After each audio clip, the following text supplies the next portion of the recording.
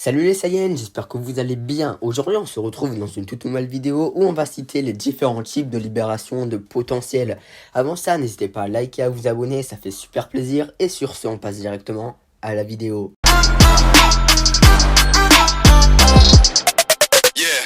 La première libération de potentiel se passe dans Dragon Ball et plus précisément dans l'arc Piccolo Daimao, et là on va parler du No et non d'un individu. Et oui, c'est bien la Super Eau divine qui va permettre à l'individu de libérer son potentiel.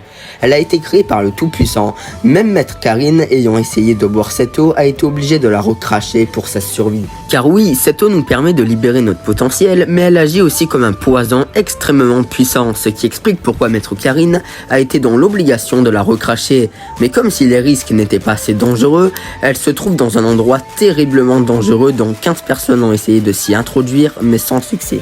Le seul ayant réussi à trouver cette eau et à la boire est Goku, car après sa défaite face à Piccolo Daimao, il n'avait pas le temps de s'entraîner et devait absolument devenir plus fort.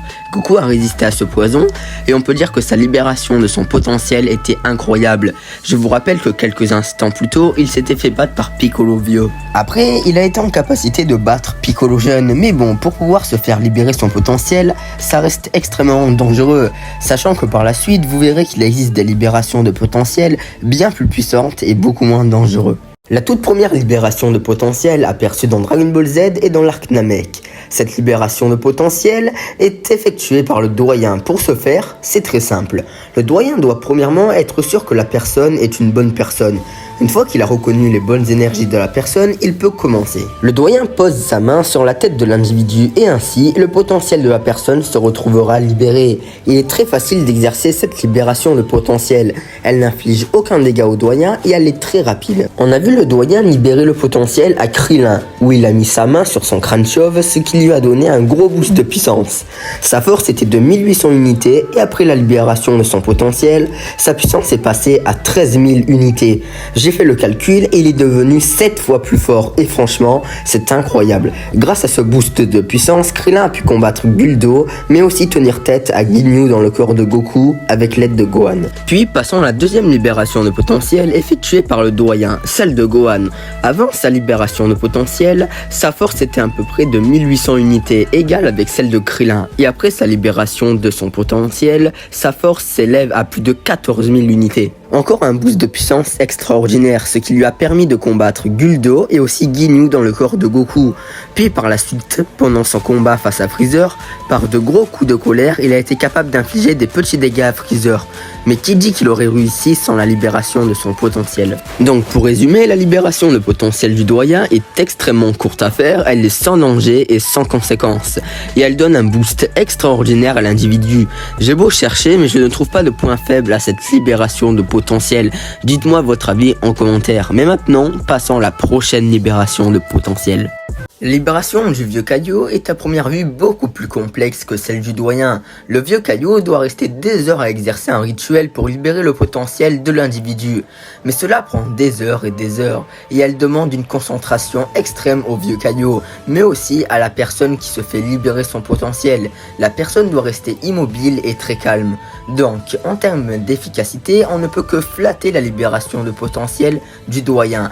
Mais maintenant, voyons le boost de puissance que la libération de potentiel à Gohan lui a donné. Je vous rappelle la force de Gohan. Il est au plus bas niveau d'un Super Saiyan 2. Il est moins fort que lui-même il y a 7 ans. Il est aussi moins fort que Goku et Vegeta. Il a été capable de tenir tête à Dabra, qui est selon Goku de même force que Super Perfect Cell. Donc Gohan se place au niveau d'un Super Perfect Cell. Mais on voit bien que sa force a baissé, et après la libération de son potentiel, Gohan est passé du plus bas niveau d'un Super Saiyan 2 à plus fort qu'un Super Saiyan 2, et plus fort qu'un Super Saiyan 3, et même plus fort que Gotenks en Super Saiyan 3, après avoir eu sa forme Ultimate Gohan. Gohan avait largement le dessus face à Boo, mais il a fallu attendre que Boo absorbe Gotenks.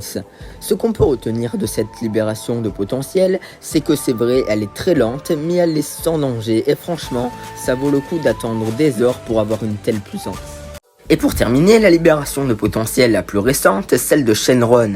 Après que Dende ait amélioré Shenron, Shenron est maintenant en capacité de libérer le potentiel de n'importe qui, et Piccolo a été le premier à demander à Shenron de libérer son potentiel. Alors dans tout Dragon Ball Super, Piccolo se situe vers le niveau d'un Super Saiyan, mais après la libération de son potentiel, il est passé du niveau Super Saiyan au niveau Ultra Instinct de Goku.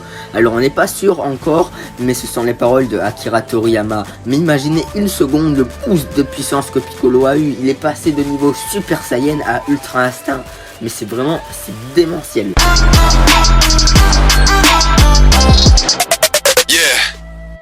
Merci beaucoup les Saiyans d'avoir suivi cette vidéo jusqu'à la fin, j'espère qu'elle vous aura plu. Si c'est le cas, n'hésitez pas à me le dire en commentaire. Sur ce, on se retrouve pour une prochaine vidéo. Prenez soin de vous et je vous dis à la prochaine.